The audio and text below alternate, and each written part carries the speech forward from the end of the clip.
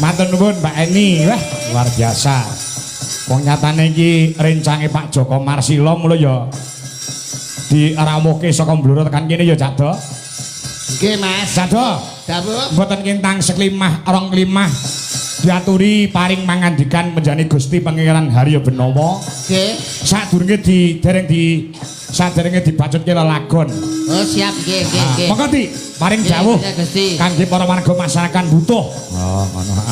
Nggih. Monggo. Apa petaraman? Monggo Di, tuluk.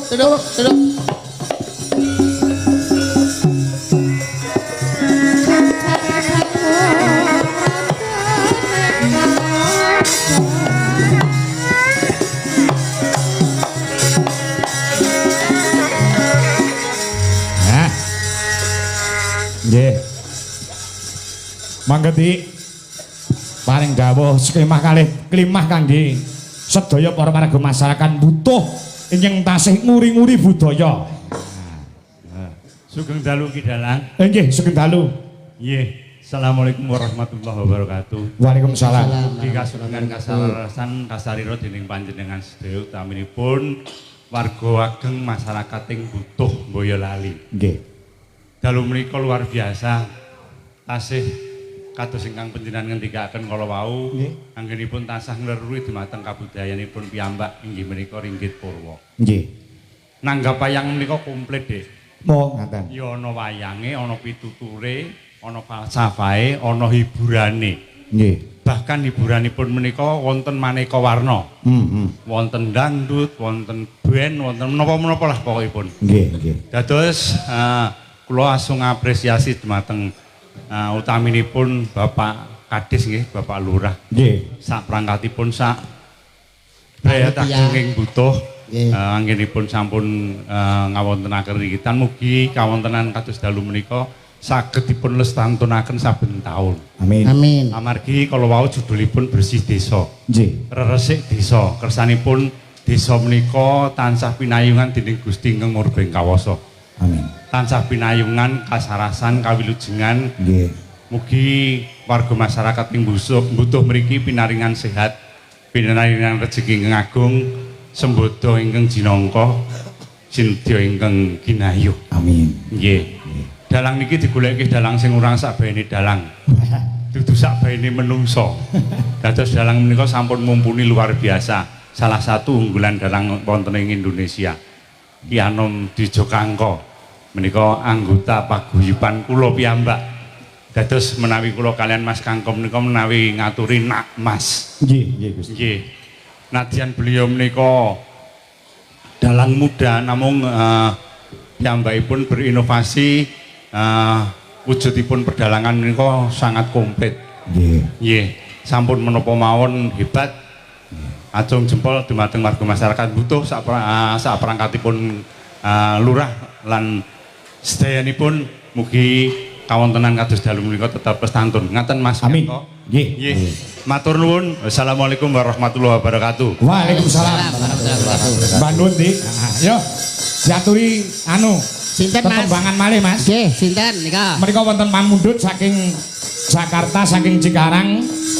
Nggih menika lelagon Lencir Kuning. Nggih, Mbak Mayang lawan Mbak Okva sing diaturi jumeneng. Yo, disupati musik Mas. Ya. Sepati musik. Heeh. Sepat musik, sepat musik. Heeh. Anu, kon joget tok.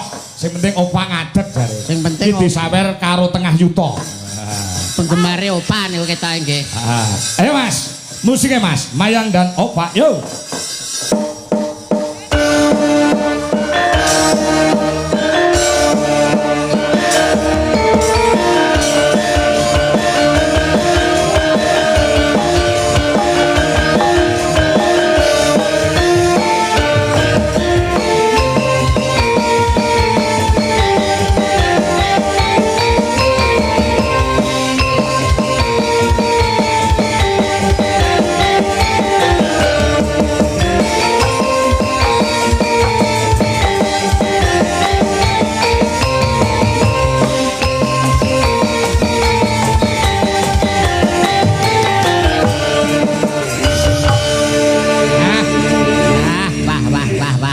Niki Waranggono Dwija Laras hebat-hebat Mas nggih. Enten Mbak Mayang ingkang pundi Mbak Mayang? Mbak Mayang. Wewe. Wajahe kok kaya persis karo sing pertama mau ya Mas ya? Meh padha. Meh mirip. Ya tapi bapaknya biologis ya komet. Niki Mbak Opa. Opa. Nggih. Saking pundi panjenengan Mbak? Saking Sidoarjo. Oh, Sidoarjo. Juragan apa kuwi jenenge udang. Ha nggih. Nggih, tekan lumpur. Nggih. Napa kalau mau? Minangkani pamundhut saking Pak Eko Mugiono ing wonten Cikarang, Jawa Barat, nyuwun lagon Lencir Kuning mengke dipun lajengaken ninggal katresnan. Siap. Oke, lelagon punika ugi kula aturaken dumateng Bapak Joko Marsila. Nggih. Wilujeng midhangetaken Pak Joko. Wah, dat. Mangga. Ya, Lencir Kuning garap gamelan sik mengko ninggal katresnane garap gamelan plus musik. Ya, langsung dangdut ya. Yuk, coba kaya ngapa? Pak Eko sugeng midhangetaken. Yuk.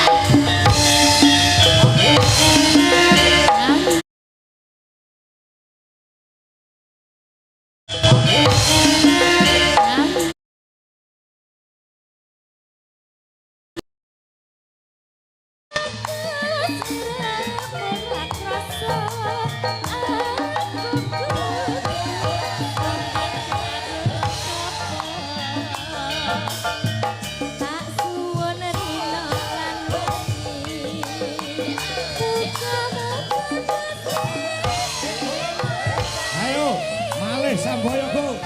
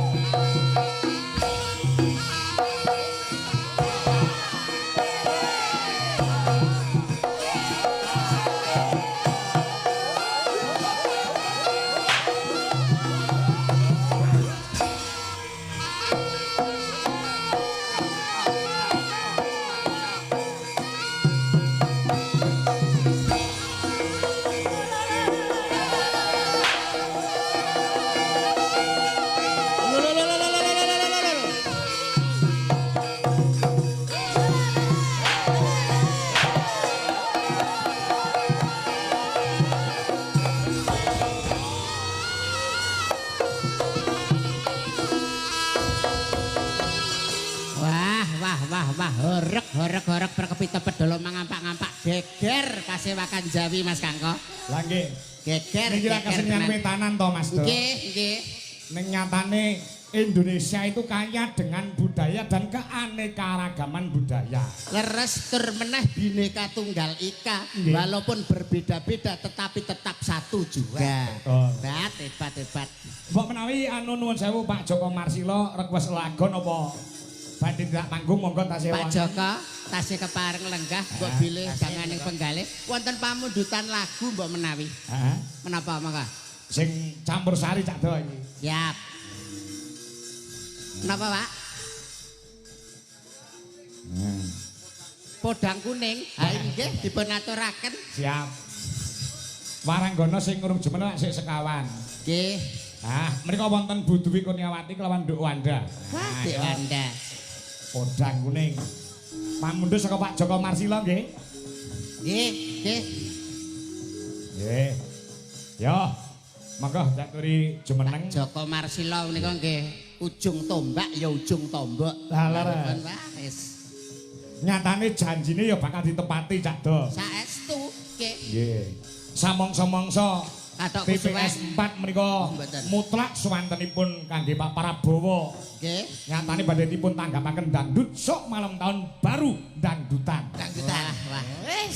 Sip kae dagelan ya apik jane. Jo. Yo, podang kuning. Mangga. Pun aturaken. Syarat campur sari. Ayo Mas. Oke. Campur sari Mas. Ya, coba campur sari ini main tampil. Gogo grup. Loloni ya. Gamelane gen ngetutke. Ayo Mas. Yuk, kaya apa? Kagem Pak Joko Marsila Gus daya perangkating desa Pak Kepala Desa. Lan marga masyarakat butuh semoga terhibur dengan pagelaran malam hari ini. Yuk, monggo dados.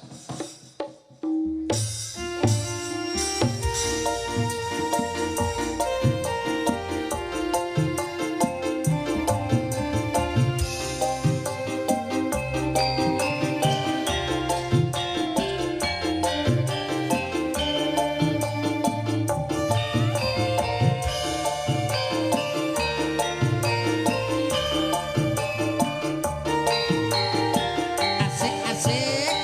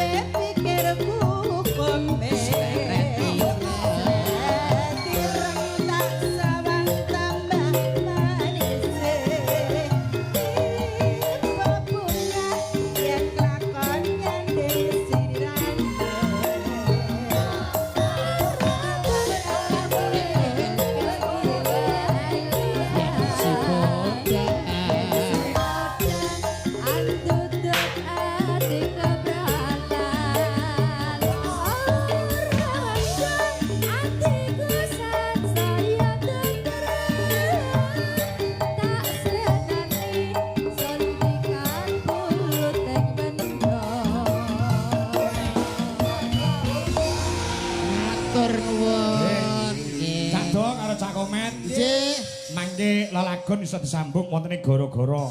Nggih, Mas. Lo tak perang sekedap kemawon. Nggih. Lakon wartawan ki ana entupe, lakon kuwi ana tutuke merga sing disuwun para panitia ya kuwi Wahyu Kaprawiran. Wah, ngono ya ya. Kalau sawangan mendung mentiung kaya gawe payung, Nduk. Ya.